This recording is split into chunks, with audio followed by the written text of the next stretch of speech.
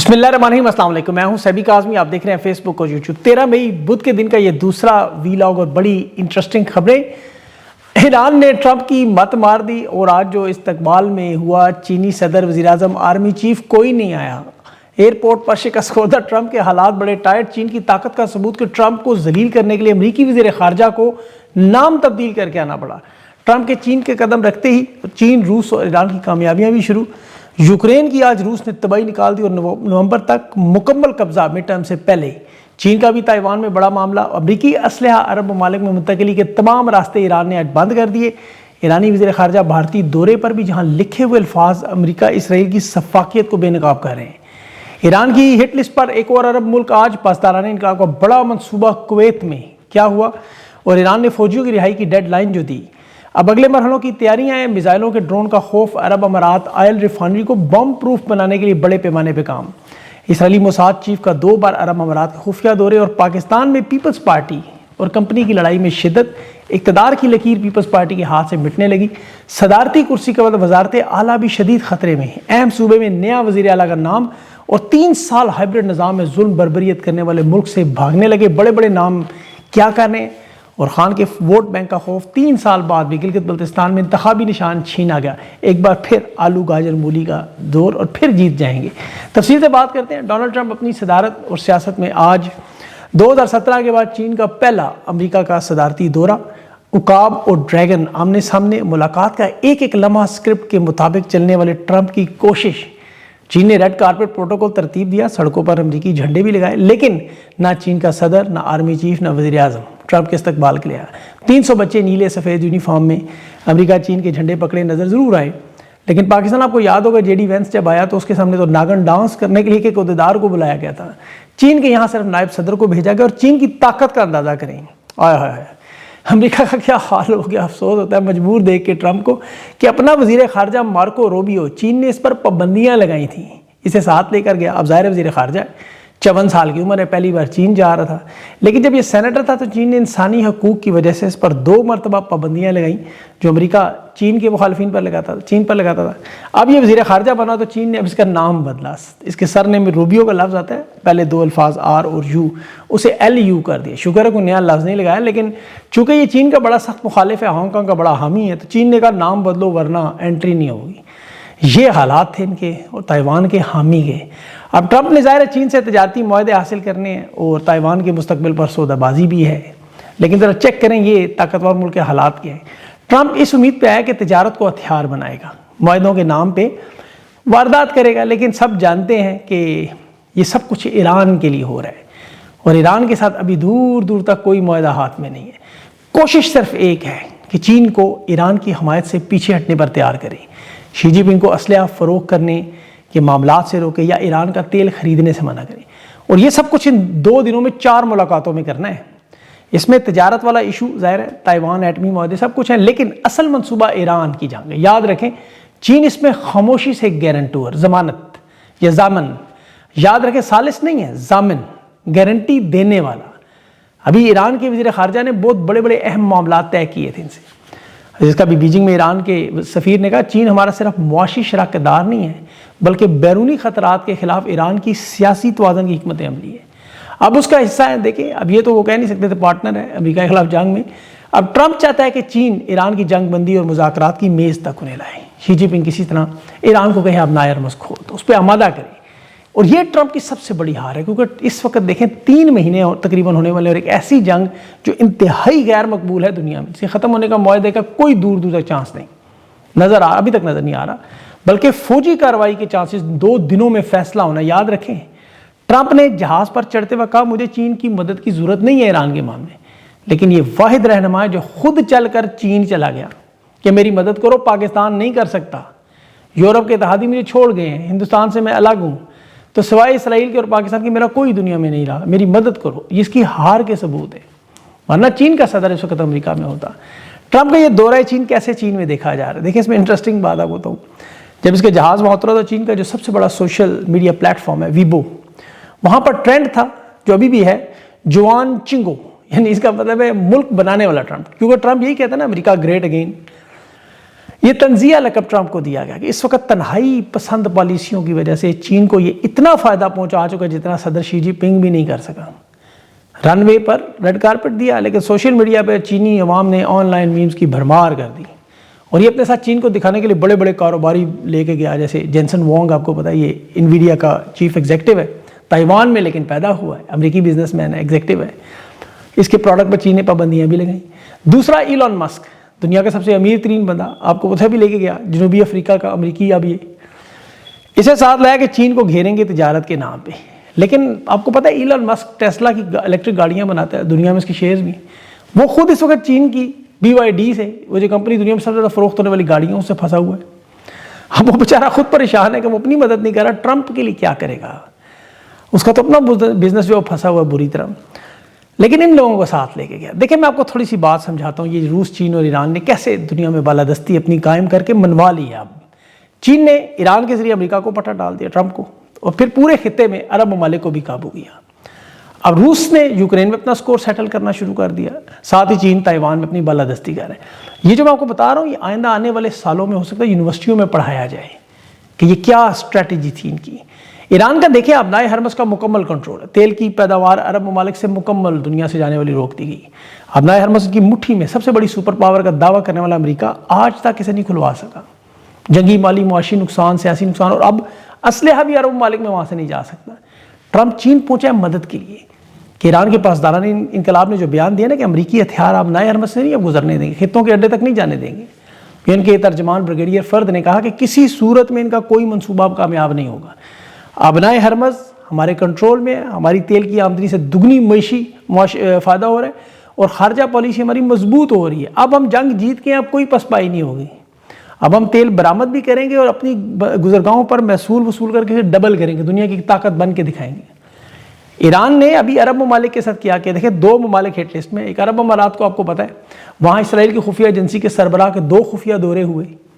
پھر ایران کے جزیرہ ناران پر آپ کو پتہ ہے ریفائنری پر, پانی کے پلانٹ پر حملہ, وہ سب میں آپ کو بتا چکا ہوں. اسرائیل کی فوج عرب امارات میں پہنچی ہے, وہاں آئرن ڈوم لگایا گیا, آئل ریفائنری کے گرد جالی کے پنجرے نما حفاظتی ڈھانچے لگائے جا رہے ہیں کہ ایرانی ڈرون سے ہم محفوظ رہیں, کیونکہ انہیں پتہ ہے جنگ دوبارہ شروع ہونی ہے, اور اگر ہوئی تو تیل کی ریفائنری سب سے پہلے ہٹ ہوں گی. اسرائیلی فوجی وہاں موجود ہیں, ٹرمپ سے وہ چاہتے ہیں زیادہ زیادہ ٹائم لے کے دیں, ہم اپنا دفاعی نظام بنا لیں, وہاں فوجیوں کو بڑا پروٹوکول ملا ہے. عرب امارات مکمل غیر محفوظ ہے اور امریکہ مدد کرنے کی پوزیشن میں نہیں. اب دوسرا ملک ہے کویت, اس کی ساری برآمدات مکمل رکی ہیں, اپریل کے مہینے میں 0 ہو چکا ہے.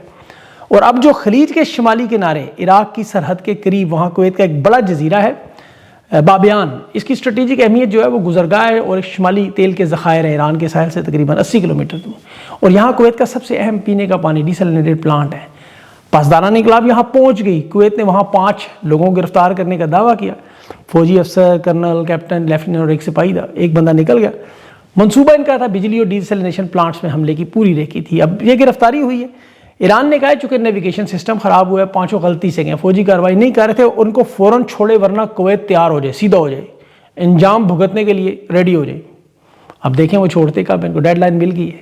اب تائیوان کا آپ کو پتہ ہے چین نے لینا ہی لینا ہے. اب روس میں کیا ہوا ذرا وہ سنیں, یوکرین پہ فائنینشیل ٹائمز نے کہا جی روس کے کمانڈر نے پیوٹن کو کال کی اور اسے سمجھایا کہ ستمبر, اکتوبر, نومبر تک ٹرمپ کے مڈ ٹرم الیکشن سے پہلے ہم نے یوکرین کو فتح کرنا ہے, ڈون باس پر مکمل قبضہ. اب ٹرمپ اور شی جن پنگ کی ملاقات کے بعد لگتا ہے کہ انہیں گرین سگنل ملا ہے. تبھی ایک تو ان کا کل ایٹمی میزائل کا تجربہ آپ نے آج بلکہ دیکھا, اور یوکرین کی جنگ کا آپ کو پتہ ہے اب 4 سال ہو چکے ہیں, اور اس میں براہ راست چونکہ امریکہ مالی اور دفاعی اور مدد کرتا رہا, جنگ لمبی ہوگی. ٹرمپ اب چین کے ساتھ اسے پیچھے ہٹنے کے لیے مجبور کر رہا ہے. اب نئے ہرمز میں تو دیکھیں ایران کی کارروائیوں میں اتحادیوں نے ساتھ نہیں دیا ٹرمپ کا. اب امریکہ پیچھے ہٹے گا تو روس کے لیے 3 دن آپ کو پتہ ہے بڑا مشترکہ حملہ, جس میں 100 سے زیادہ ڈرون آج مارے گئے ہیں, 100 سے زیادہ. دوسرے مرحلے پہ بیلسٹک اور کروز میزائل ہیں جو یوکرین کے اندر توانائی کے نظام پر, دفاعی صنعتوں پر یا فوجی تنصیبات پر ہیں. ابھی یوکرین کے روس پر حملے بھی ہوئے تھے, اب روس مکمل ختم کرنا چاہتا ہے.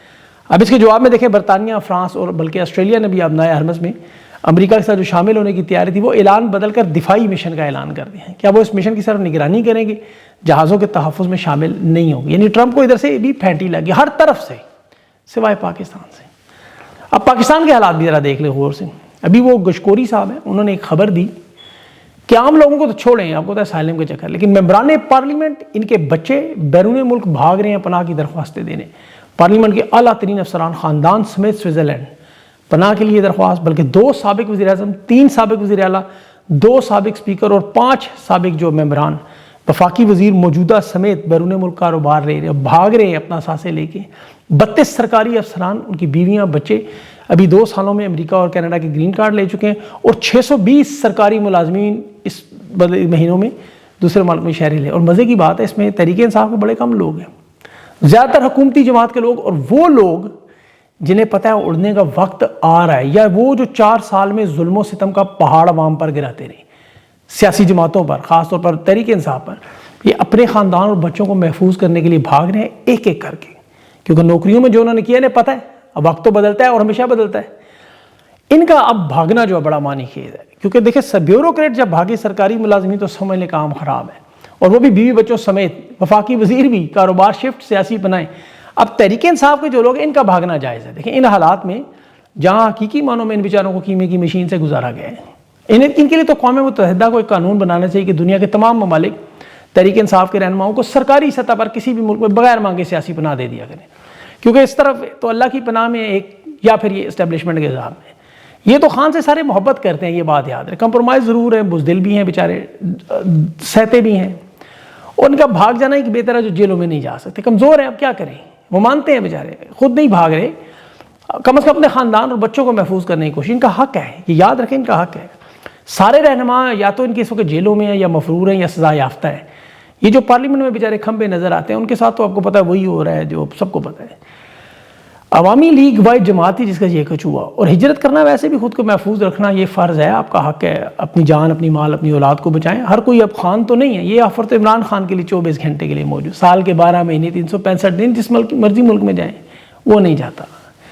اب یہ جو سیاسی پناہ ان بیچاروں کا ظلم و ستم سے بچنے، یا جیلوں میں قید ہونے سے، یا حکومتی عذاب میں مارے جانے سے بچنے کے لیے، یہ پوری دنیا میں دیکھیں سیاسی پناہ اس شخص کو ملتا ہے جس کی زندگی، اس کا خاندان مشکل میں ہو، اور اس وقت تک جب تک مشکل وقت نہ گزر جائے۔ شریف خاندان پاکستان کی تاریخ میں ریکارڈ لگا چکا ہے، مثال بنا چکا ہے۔ زرداری خاندان بھی، نواز شریف 3 مرتبہ بچوں، بکسوں، ڈرائیور، خانساموں سمیت سعودی عرب، برطانیہ بھاگا، ایک مثال قائم کی۔ زرداری بھی دبئی بھاگا، محترمہ بھی موت سے بھاگی ہیں۔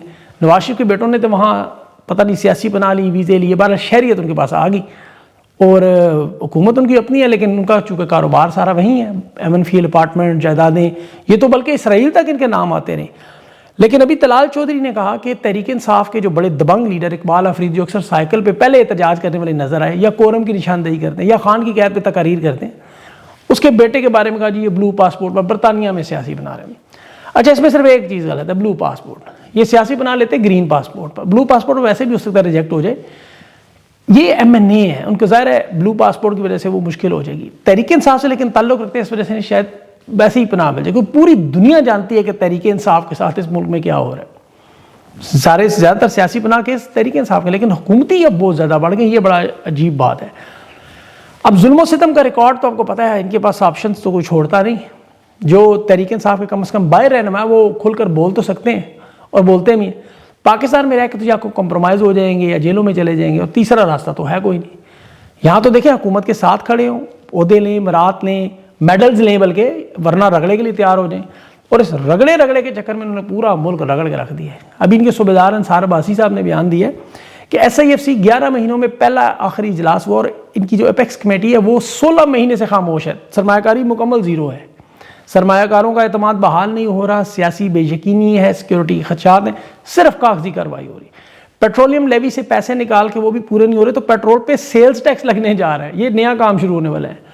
جو تباہی انہوں نے کی، اس وقت پورے ملک کو ایک قید خانے میں تبدیل کیا ہے۔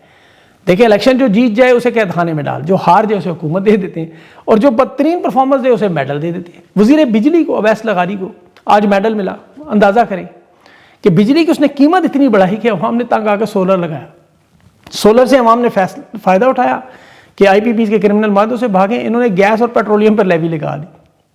اب ترقی کیا کی انہوں نے آج تک کہ آئی پیڈ پارلیمنٹیرینز کو دے دیا، اندازہ کریں ٹیکنالوجی۔ تحریک انصاف کے تمام مقدمات ٹیبل کے نیچے، کرسی کے پیچھے چھپ کے پولیس والوں کو جو موبائل نہیں لے کے جا سکتے تھے، فوٹیج نہ بنائے، ریکارڈنگ، وہ بیانات دے گئے، اندازہ کریں، یہ ان کے حالات ہیں۔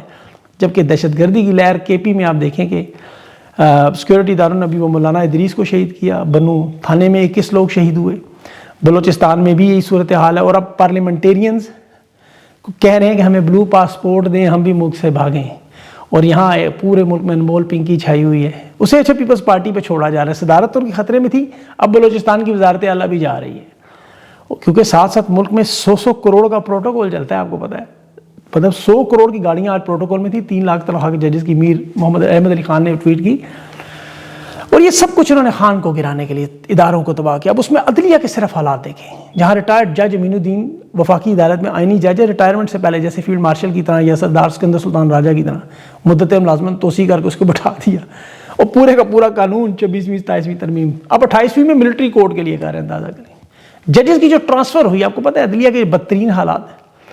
یہ تاریخ میں آپ کو یاد آئیں گے بار بار. 6 ججز ہیں اسلام آباد ہائی کورٹ کے، جنہوں نے ISI کی عدلیہ مخالفت پر، فیصلوں پر، دباؤ پر ایک خط لکھا تھا، جس میں محسن اختر کیانی ہیں، بابر ستار ہیں، طارق محمود جہانگیری ہیں، سردار اعجاز اسحاق ہیں، ارباب محمد طاہر ہیں، سمن رفت امتیاز ہیں. 6 جج تھے. بجائے انہیں انصاف ملتا، انہیں ISI کے ایک سیکٹر کمانڈر یا لوگوں کو بلاتے کہ پوچھتے ان سے، یہ کیسز ہی نہیں جج کے خلاف بن گیا.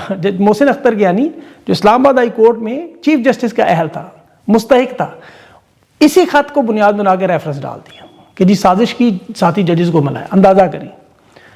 اور جو اس سے پہلے ریفرنس ڈالا گیا وہ یہ کہ اختیارات کا غلط استعمال کرتے ہیں، رشتہ داروں دوستوں کو من پسند مقدمات دے دیتے ہیں، مس کنڈکٹ کر رہے ہیں. پھر ان کی ملک کے اندر، بیرون ملک کے اندر جائیدادیں بھی نکال لی گئی کہ جن کی 15 غیر منقولہ جائیدادیں ہیں، 6 پلاٹ ہیں، پتہ نہیں 15 گھر ہے، 20 جو ان کو ملتا ہے اربوں کا بنا دیا انہوں نے. کیونکہ یہ چیئرمین کونسل سے ججز کنونشن بلانے کا کہہ رہے تھے، وزیر اعظم چیف جسٹس سے ملاقاتیں کر رہے تھے، تو ان کے خلاف پھر انکوائری کمیشن بٹھا دیا. اچھا یہ مسنگ پرسن کیسز بھی یہی اٹھاتے تھے، اور خان کے کیسز بھی جاتے تھے. بابر ستار کے ساتھ بھی یہی ہوا، پہلے امریکی شہریت کا کیس ڈالا، پھر ٹیکس کے کیسز ڈال دیے کہ ٹیکس نہیں دیتے، پھر اثاثوں کا کیس بنایا، پھر ان کے خاندان کی نجی زندگی کو نشانہ بنایا، وہ بھی پیچھے نہیں ہٹا. اور پھر جسٹس طارق محمود جہانگیری کے اوپر تو انہوں نے وہ ڈگری کا ہی کیس بنا کے جعلی ڈگری میں نااہلی کر دیا. چلو، اور وہ سردار اعجاز اسحاق صاحب وہ سپریم جوڈیشل میں ان کے خلاف ریفرنس کیا جی کہ یہ اسپیشل برانچ اور دیگر اداروں کی جو جمع کرائی ہوئی رپورٹس ہیں اسے عدالتی ریکارڈ کا حصہ نہیں بناتے، اور جو درخواست دینے آتا ہے اس کے ساتھ غیر قانونی الفاظ اور غیر مناسب رویہ. اچھا اندازہ کریں، قاضی فائز یاد ہوگا آپ کو، یہ جتنے جج تھے بہرحال انہوں نے نشانہ عبرت بنا دے. سوائے جج ارباب محمد طاہر کے، کو سرنڈر کر گیا، وہ آپ کو پتہ ہے ISI کیس کو ٹیک اپ کرنے پیچھے ہٹ گئے، پھر انہیں کیسز ملنے شروع ہو گئے. اور جج سومرو، ان دونوں کی ٹرانسفر کا انہوں نے کیس ہی ختم کر دیا.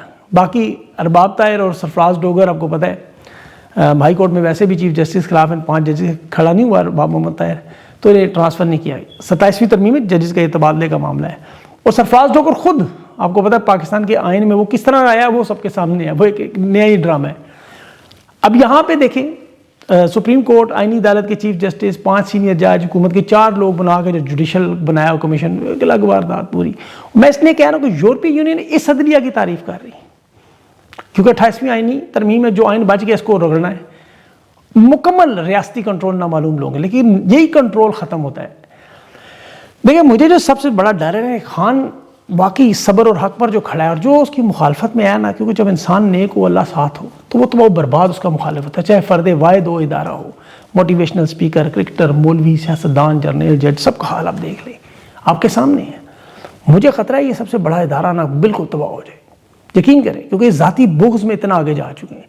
ابھی آپ مثال دیکھیں کہ ایک ادارہ، وہ جمی ورک نے ٹویٹ دی کہ جنگ اخبار یہ 75 سال سے ہے صحافت میں، اور یہ خبریں، اور یہ آپ دیکھتے ہیں میر شکیل الرحمان، آپ جانتے ہیں وہ کون ہے، کتنا بڑا اسٹیبلشمنٹ کا قریبی، لیکن اب 3 سالوں میں حالات ہو چکے، لاہور، پنڈی، کراچی کے دفاتر تک فروخت ہونے کے لیے خبریں آ رہی ہیں کہ اگلے 6 مہینوں کی اس کی اشاعت ہی ختم کرنے. بالکل اب یہ کتنی بڑی بات ہے، اور یہ کتنا بڑا نام ہے. تحریک انصاف کی ایک بڑی خبر ابھی جو سہیل آفریدی، علیمہ خان تو ملے ہیں، ظاہر ہے وہ افواہیں دم توڑی، اور ایک نیا عوامی پذیرائی کا سلسلہ بھی شروع ہوا، لیکن پتہ نہیں اب کب تک جاتا ہے اس میں، اب وہ کیا کرتے ہیں آگے، یہ تو آگے پتہ چلے گا. لیکن ان کے کچھ رہنما ہیں جو اراکین اسمبلی، سینیٹرز، قائمہ کمیٹی میں آپ کو پتہ چیئرمینز تھے یا ممبرز کے طور پہ، جنہیں عمران خان نے کہا تھا عہدے استعفیٰ دیں. اب تازہ ترین جو خبر آج کی ہے کہ یہ سب کے سب ان آئینی کمیٹیوں میں واپس جانا چاہتے ہیں کہ ہماری تنخواہیں، مراد، فائدے اور پیٹرول تو بحال ہو. انہوں نے محمود اچکزئی اور علامہ ناصر باز سے درخواست کی کہ ہمیں ان کمیٹیوں میں واپس جانے دیں، فیصلہ کریں. انہوں نے کہا یہ ہمارا استحقاق نہیں ہے، یہ خان کا فیصلہ ہے. ہاں ہم یہ کر سکتے ہیں، جو واپس جانا چاہتے ہیں اپنے نام دے دیں، ہم عمران خان کو کہیں گے یہ جانا چاہتے ہیں واپس، پھر آپ جائیں. پھر اس کے بعد وہ سارے بھاگ کے، جیسے یہ بھی بھاگ رہے ہیں پولیٹیکل اسائلم کے لیے. اور بھی بہت سی انٹرسٹنگ معاملات ہیں، بہت سی اور چیزیں ہیں، لیکن ویڈیو بہت لمبی ہوگی، پہلے اگلے انشاءاللہ ویلاگ میں اس پر ذکر۔ اپنا خیال رکھیں، مجھے اجازت دیں، اللہ حافظ۔